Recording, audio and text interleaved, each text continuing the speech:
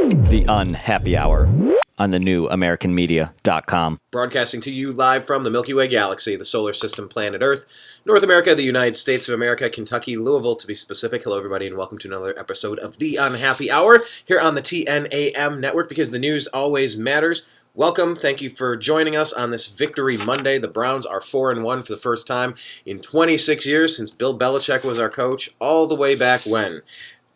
Go Browns! 4-1. This feels fantastic. I want to go through some cliff notes for you on the game. If you're not following us on Twitter, you're making a mistake. You need to follow us for all of the things that we're tweeting in real time. We're trying to put good stuff out there. It's TheUnhappyHour_. It's at TheUnhappyHour_. So some notes I have in the game. Obviously, you can get my thoughts on stuff by checking out Twitter. Baker rolling out left early in the game and a deep catch, 32-yard catch by Landry, had the wind knocked out of him. It's great. Every time Baker rolls out, the plays are different. I think we need to do more of that. I know we're doing it some, could probably do it more. Several big catches from Austin Hooper. He really seems to be settling into this offense, and I think Baker's understanding that he's another security blanket there for him. Browns failed to score a touchdown. Winners don't settle for threes, but we did. Cody Parkey got us the three. Browns lead 3-0. Rivers was hitting deep passes all game, and then a big Miles sack just takes the momentum away. Miles was a beast all day. This is the defensive MVP of the league. It's clear. This is a man playing against boys. Had a misdirection run to Taylor, leading to a Colts touchdown and taking the lead 7-3. Another rollout left. Nice long pass to Jarvis Landry. Did one of those catches behind the helmet of the defender, reminiscent to Nick Chubb, if you remember, against the Bengals when he jumped in the end zone and caught it behind someone's helmet. I don't know what's happening with these plays, but it's happening more and more. I'll take it. So Baker threw another bullet to Hooper and another deep pass to Landry, then a dart to OBJ.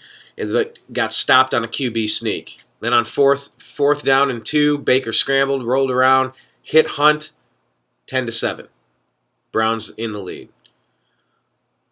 Miles puts a big hit on Rivers, stopping momentum there, leading to a field goal by the Colts, setting it up at 10-10. In the second, a scrambling Baker launches it to a leaping and flipping OBJ in traffic.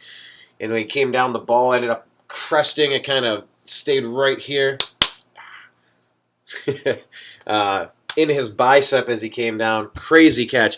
Got to be careful with those. That is how you get injured, though. So really, please be careful with these. We need our team to be healthy, and that's something that is really becoming an issue. But he did catch it. OBJ, circus play.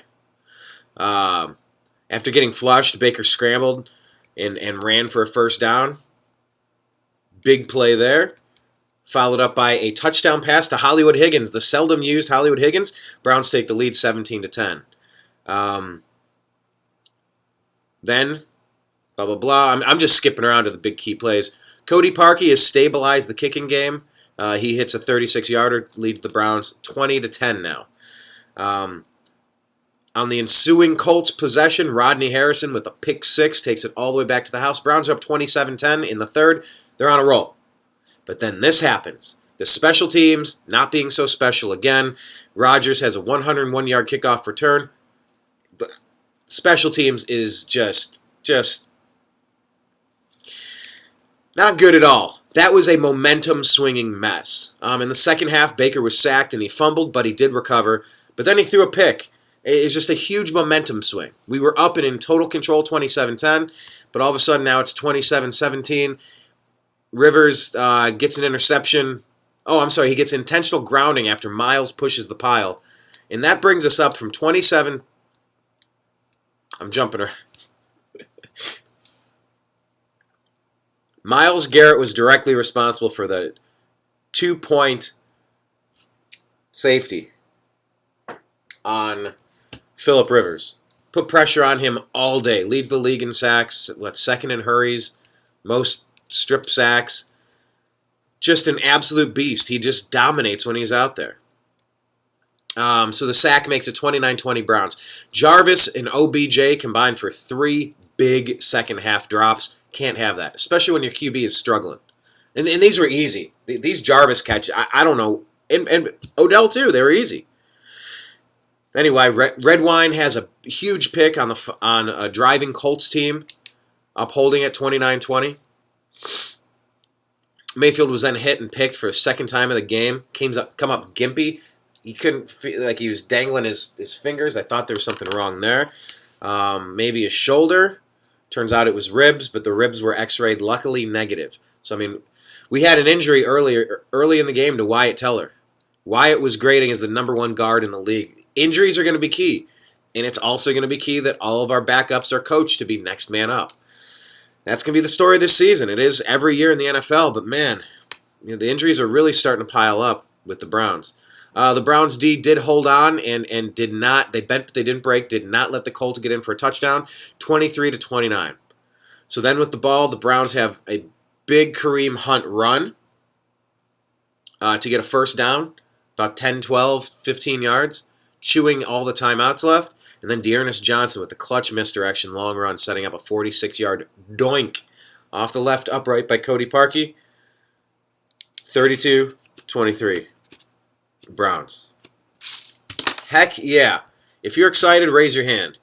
This is the first time the Browns have been good in a while, and I'm loving it. So please make sure you're following us. Please make sure you're connecting with us on all sorts of social media. We'll be back to talk with you later. That's just our quick recap. It was great. It was a great game. It was back and forth. We had it. I think a more mature Browns team, I think a more rehearsed and practiced team is going to take that 27-10 and you're going to add to that. It's going to be 30-10. It's going to be 33-13. It should be a 20-something point blowout. Instead, it comes down to a one possession game. Luckily, the Browns were able to hold on and win, setting up a massive game against Pittsburgh next week. Look at the AFC North. Look at the Ravens at the top. You have Ravens, Steelers, Browns. Killing it, just crushing it. So, AFC North is going to be a wild one. Let's see if we can start off on the right track and take down Pittsburgh. I feel like our team is better than that Pittsburgh team. We have it if we want it. Let's go get it. Talk to you later. Go Browns. The Unhappy Hour on TheNewAmericanMedia.com.